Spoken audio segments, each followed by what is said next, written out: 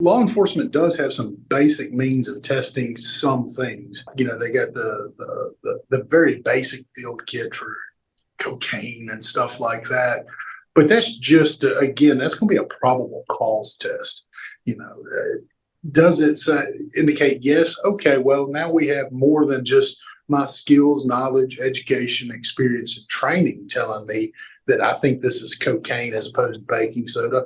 I got a scientific test that has met all the scientific methods and can be replicated and is testing positive, and it has a 97% accuracy rate. So now I really think I got cocaine on here. We're going to send it to the crime lab, and the crime lab's going to do the definitive test.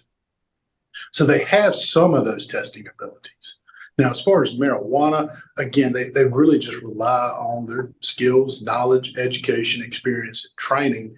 Yeah, marijuana, you've heard them say it's loud. They talk about the smell of it. It's loud. So that's what they're using as sort of their test, the smell test. Is it 100% right? No, it's not 100%.